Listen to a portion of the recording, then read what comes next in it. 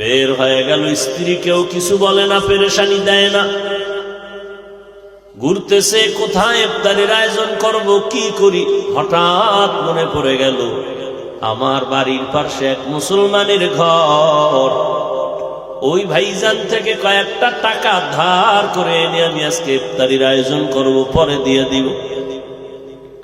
বাচ্চাদের দিকে তাকাইয়া আল্লাহর বান্দা মুসলমান ধনী মানুষের বাড়ি গেল, গিয়া কয়, ভাইজান সন্ধ্যা কাছাকাছি, আমার ঘরের বাচ্চা সহ আমরা রোজাদার, একটু আমাকে কিছু টাকা যদি ধার দেন, আমি ইফতারির আয়োজন করব, বাচ্চাগুলোর নিয়ে আপনার জন্য দোয়া করব, ইফতারির সময় দোয়া কবুলের সময়। ধনী মুসলমান ধমক দিয়া কয়, তোরে টাকা দেওয়া যাবে না। মনে মনে চিন্তা করছে, রে টাকা ধার দিলে পাবো না, যাও দেওয়া যাবে না। এবার কই যাবে, সময় কম। কান্না এসে গেল, চোখের পানি পড়া শুরু হয়ে গেল।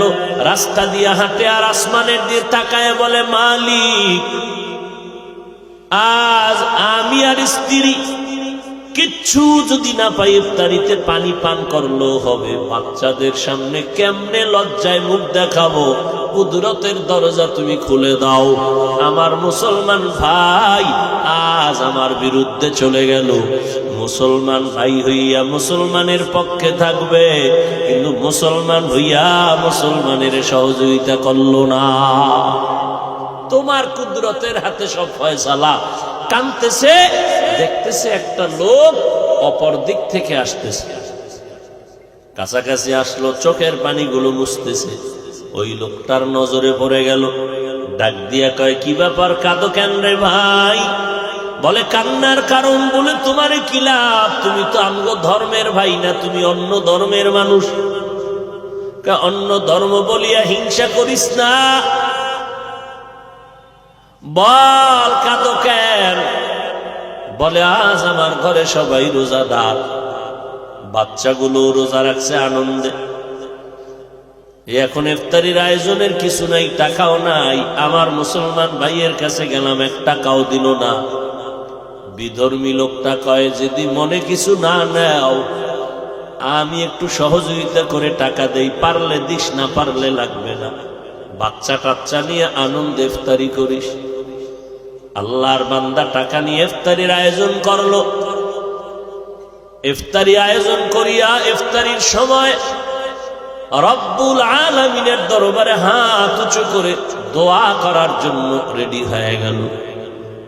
যেই বিধর্মী লোকটা টাকা দিল, যার আয়োজনে আজ ইফতারি হচ্ছে, ওই বিধর্মীর জন্য কি দোয়া করব?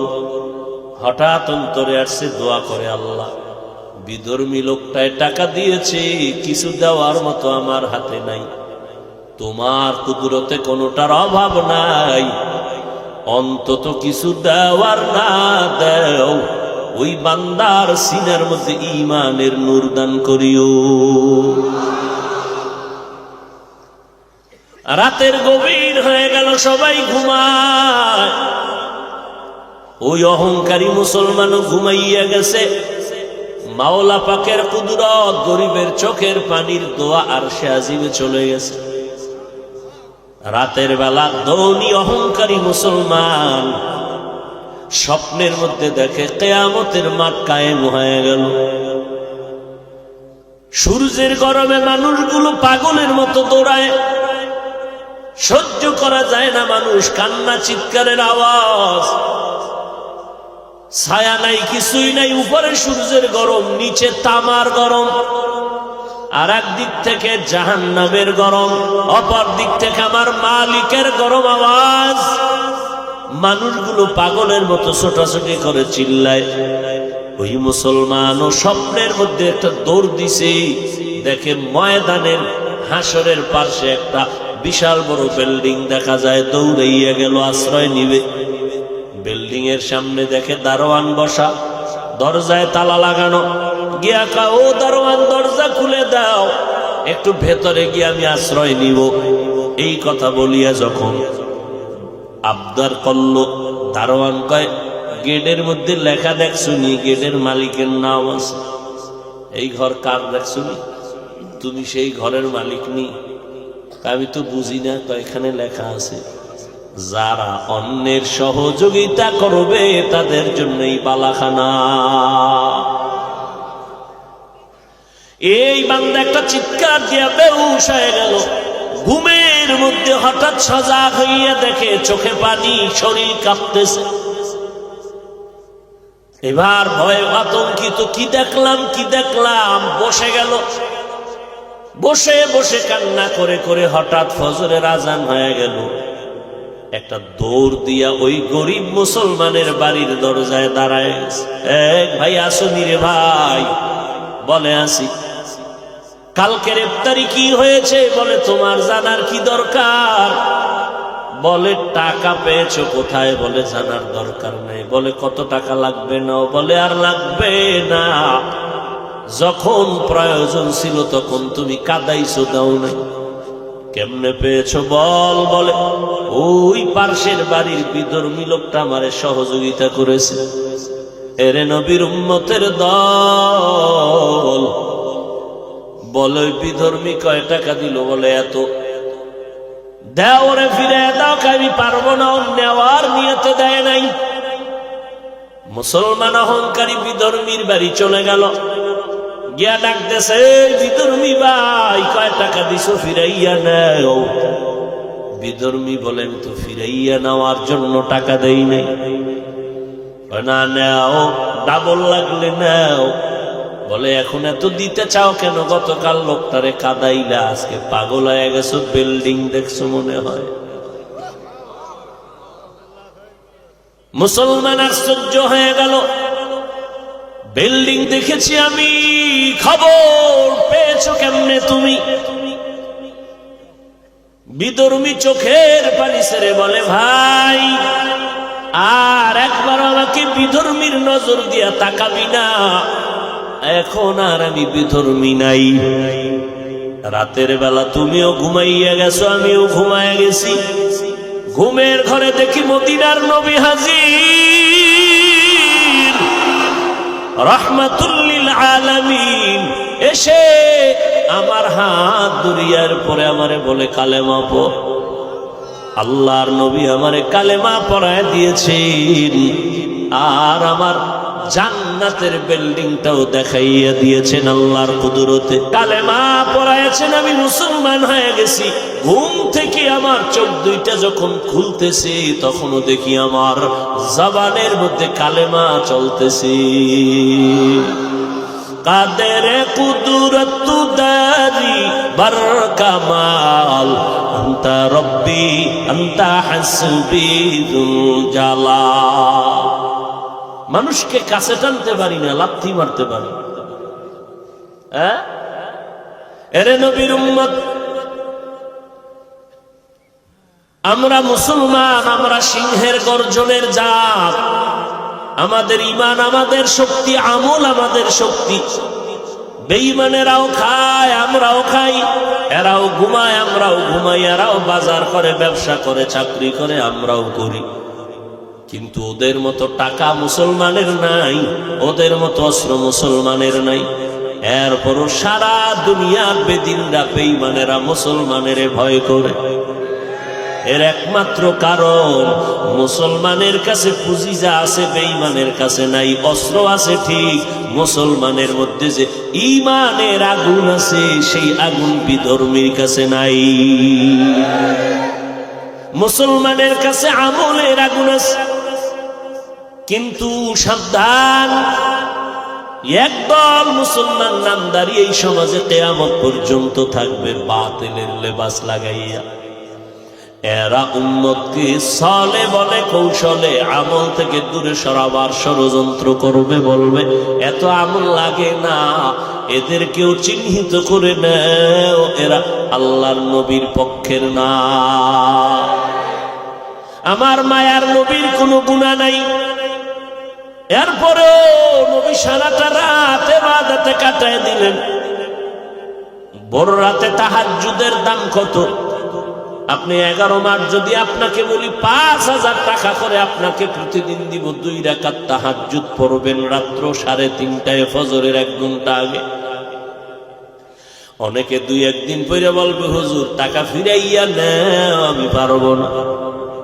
কিন্তু রমাজান কেমন বরকতের মাস, সাহারি খাওয়ার পুরা টাইম হলো তাহাজ্জুদের টাইম। বান্দা 3 প্লেট খাও, এরপরে কমপক্ষে 2 রাকাত তাহাজ্জুদ পড়ো।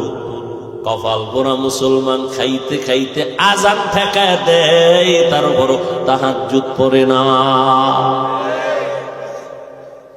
এত বড় কপাল পোড়া, আজান ঠেকায় দিছে এরপরও খায়। এমন খাওয়া খাইছে সাহারি, জানার মসজিদে যে হেঁটে যাবে শক্তি নাই, হইয়ে গেছে জায়গা, বালিশ রেডি কর। ইফতারি খাইতে পারে না, 1 গ্লাস শরবতের টান দিলে পেট ভরে যায়।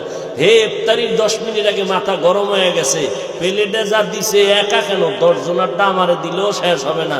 কি দিছে কিছু কয় না, ভিতরে ভিতরেই কল্পনা চলতেছে। শরবতের বাটি যখন টান দিল, এবার নিজের প্লেটেরটাও শেষ করতে পারে না।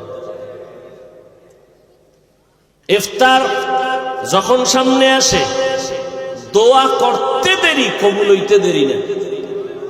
অথচ কি কপাল পরা আমরা যে ঠিক আসর পর্যন্ত কোনো কথা নাই, একেবারে মনে হয় ব্যারাম হয়ে গেছে, অসুস্থ, মইরা যাবে যাবে। ইফতারির টাইমটা আসলে যখন দোয়া কবুল হবে, ঠিক ওই সময় সব সাথে স্ত্রী গরম, ওদিকে গরম, পেঁয়াজের মধ্যে নুন হয় না, শরবতে চিনি কম, একটা হুলস্থুল বাজার মিলাই দেয়।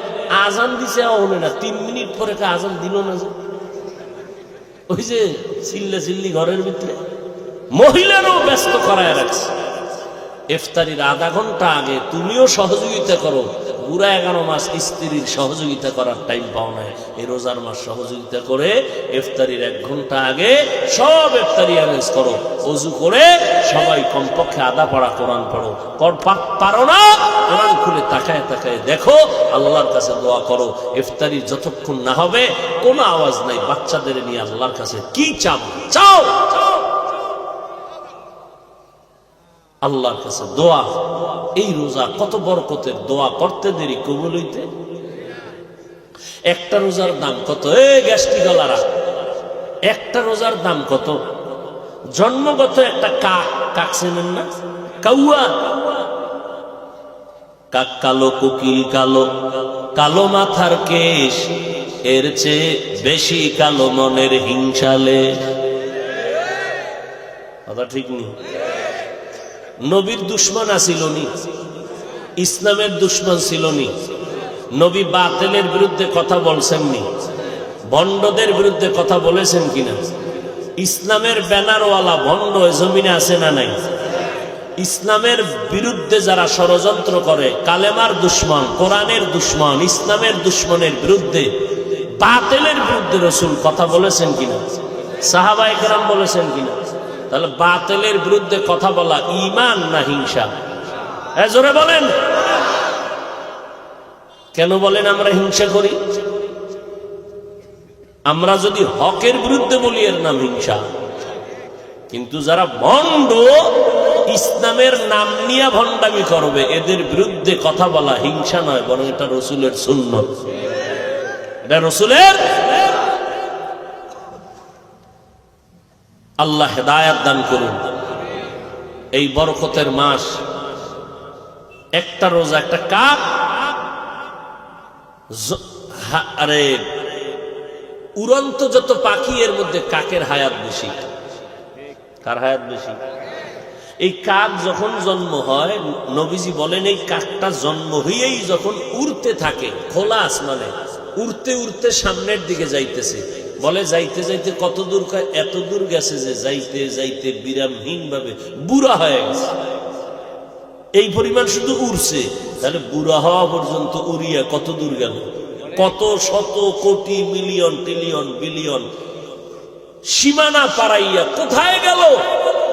যাইতে যাইতে শুধু বুড়া না, ওর মরণ হয়ে গেছে। মরণ পর্যন্ত শুধু উড়তে উড়তে সামনে গেছে। কত দূর? এটা পৃথিবীর কোন ক্যালকুলেটর, কম্পিউটার হিসাব মিলাইতে। নবী কয় এই কাকটা যত দূর গেছে তোমার ধারণা, একটা রোজাদার শুধু 1 রোজার বরকতে জাহান্নামের আগুন থেকে অত দূরে সরে যাবে। এক রোজার দাম কত? তাহলে তারাবি 8 রাকাত না 20 রাকাত? যারা 8 পড়বে তাদের সাথে আমাকে কোনো দূরত্ব, তাদেরকে পরামর্শ কি 12 রাকাত পড়বে কোন নিয়তে? এরপরও যদি সুতা অজুহাত খুঁজে, বুঝতে হবে নবীর সাথে কানেকশনের পার্সেন্ট কম, আল্লাহর সাথে মহব্বতের পার্সেন্ট কম। রমজানে আমল করবেন না তো কোন মাসে করবেন? এই বরকতের মাসে করবেন না কোন মাসে করবেন? আল্লাহ আমাদের সবাইকে কবুল করেন। সবার কাছে দোয়া চাই, আল্লাহ পাক আমাদের সবাইকে এই রোজার হক আদায় করে জাহান্নাম থেকে মুক্ত হওয়ার তৌফিক দান করেন। আলহামদুলিল্লাহি রাব্বিল আলামিন, ওয়াসসালাতু ওয়াসসালামু আলা সাইয়্যিদিল আমবিয়াই ওয়াল মুরসালিন ওয়া আলা আলিহি ওয়া আসহাবিহি আজমাইন। ইয়া আরহামার রাহিমিন, ইয়া আরহামার রাহিমিন, ইয়া আরহামার রাহিমিন। রব্বির রাহমাতিকা ওয়ান নার। ইয়া আল্লাহ, আজকের মাহফিল কবুল করে নেন, মাদ্রাসা কবুল করে নেন। আয় আল্লাহ, যারা দান সদকা সহযোগিতা করেছেন, করতেছেন, কবুল করে নেন। আয় আল্লাহ, এলাকার ঘরে ঘরে সুন্নতের বাতি জ্বালায় দেন। আয় আল্লাহ, আমার কলিজার যুবকদের সিনায় হেদায়েতের নূর দান করেন। আল্লাহ, শাবানের বরকত আমাদের দান করেন, রমজানের হক আদায় করে আমাদের রোজা রাখার তৌফিক দান করেন। আয় আল্লাহ, দিলের নেক আশা পূরণ করে দেন। আয় আল্লাহ, কামাই রুজি ব্যবসায় হালাল ভাবে বরকত বাড়ায় দেন, অভাব দূর করে দেন, ঋণ আদায়ের ব্যবস্থা করে দেন, চলার পথে ইজ্জতের সাথে হেফাজত করে উলামায়ে আহলে হকের বিজয় দান করেন, বাতিলের মোকাবেলায় বিজয় দান করেন।